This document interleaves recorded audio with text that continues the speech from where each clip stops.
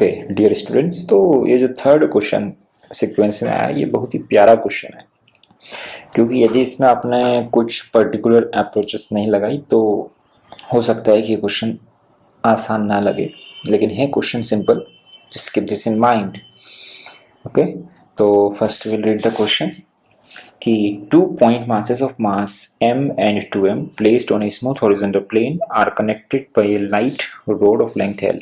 ध्यान रखना, दो मास की बात हो रही, एक मास यहाँ पे रखा हुआ है, एक मास यहाँ रखा है, दोनों का मास गिवन है अलग अलग पार्टिकल्स का m और 2m। मजे की बात, जिसका मास m है उसकी वेलोसिटी v नॉट है। हॉरिजॉन्टल प्लेन में ध्यान रखना सबसे ज्यादा जरूरी ना ये बातें होती है कि भाई ये कहाँ रखा है, क्योंकि बच्चे कई बार गड़बड़ कर देते हैं, हॉरिजॉन्टल वर्टिकल का ध्यान नहीं देते हैं। ये स्मूथ हॉरिजॉन्टल प्लेन में रखा हुआ है। कई बार वो समझते हैं कि ये तो मास है तो इस पे mg भी लगेगा, 2mg लगेगा वगैरह वगैरह, तो वो सब दिमाग में कचरा नहीं करना है। आप क्वेश्चन को ध्यान से पढ़ोगे तो आधा क्वेश्चन आपको समझ सोल्व हो जाएगा मतलब। ओके, तो स्मूथ हॉरिजॉन्टल प्लेन में रखे हुए हैं, कनेक्टेड बाय लाइट रोड, मतलब इन दोनों के बीच में ये रोड है जिसकी लेंथ है l। ठीक है, हॉरिजॉन्टल प्लेन है, स्मूथ है, उन दोनों को एक रोड से कनेक्ट करके रखा हुआ है और उस रोड का लेंथ है l। masses are given velocity in the horizontal plane perpendicular to the length of road। Check कर लो जरा, ये वेलोसिटी इस रोड के परपेंडिकुलर है। ठीक है, आगे क्या, if area of cross section of road is capital है, इस रोड की बात हो रही है कि इस रोड का जो एरिया ऑफ क्रॉस सेक्शन है वो है कैपिटल है, and Young's modulus is Y then elongation in the rod. मतलब अब तो पूरा फोकस रोड पे हो चुका है कि इस रोड में एलोंगेशन कितना होगा। तो आपसे एक सिंपल सी बात पूछता हूं मैं कि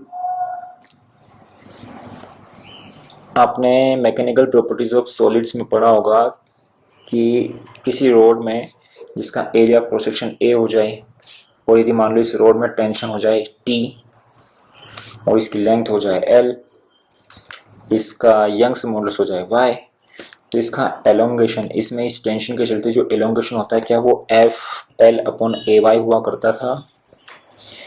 दिस इज एलोंगेशन।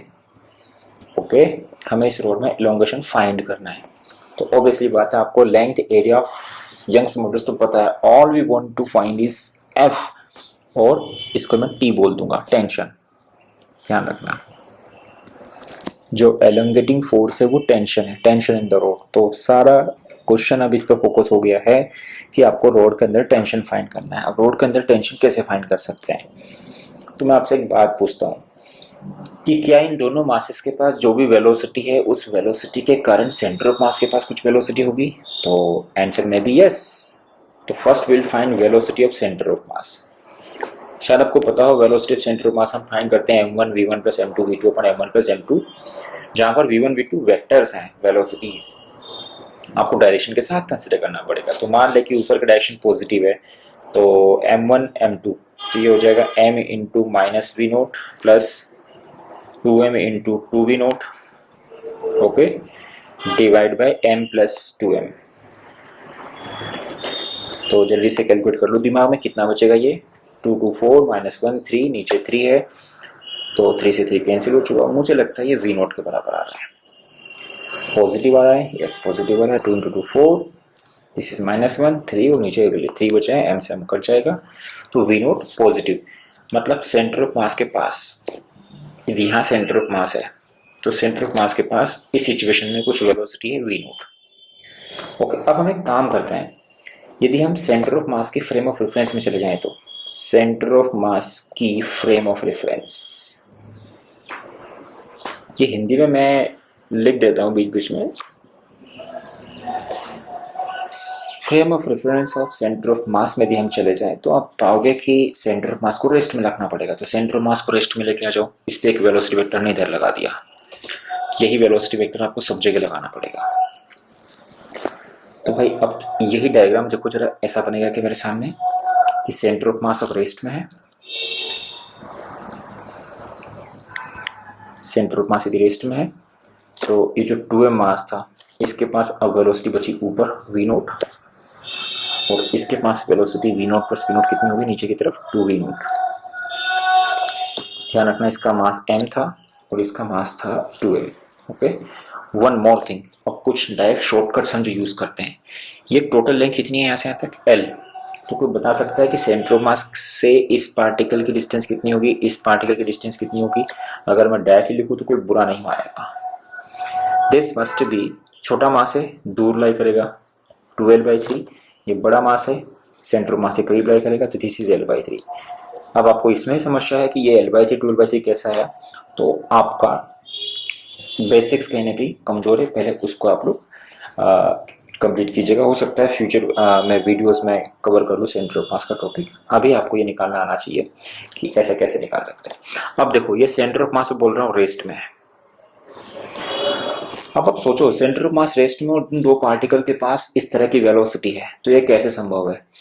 यदि आपने ग्रेविटेशन चैप्टर में बाइनरी स्टार का कॉन्सेप्ट समझा होगा कि when two stars rotate about their centre of mass, तो सेंटर ऑफ मास रहेगा रेस्ट में, और रोटेशनल मोशन में वो जो उनकी मतलब रोटेशन की जो बात है, तो वो एक सर्कुलर मोशन परफॉर्म कर रहे होंगे।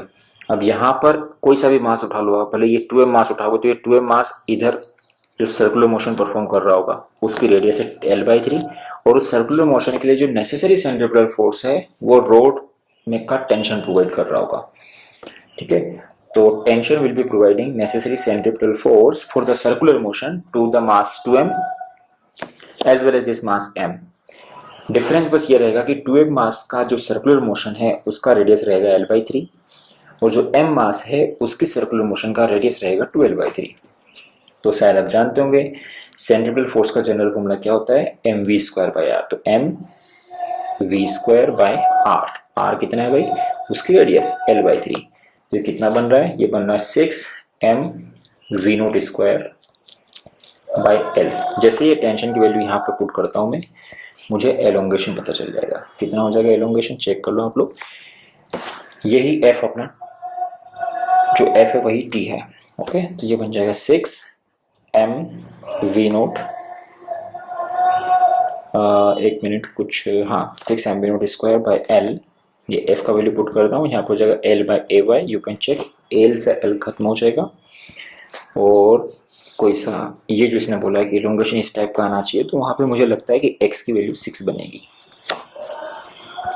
Okay, so this is again मैं डिस्क्लेमर दे दूं कि यहाँ क्वेश्चन सॉल्व करने की स्पीड मैटर नहीं कर रही है, यहाँ पे हमें कॉन्सेप्ट सीखना है। ओके, प्रैक्टिस सेशन में अलग रखूंगा जहाँ पर आप पाओगे कि with in 1 minute, with in seconds हम क्वेश्चन सॉल्व करेंगे। ये question of the day series में मैं पोस्ट कर रहा हूँ क्वेश्चंस। ओके,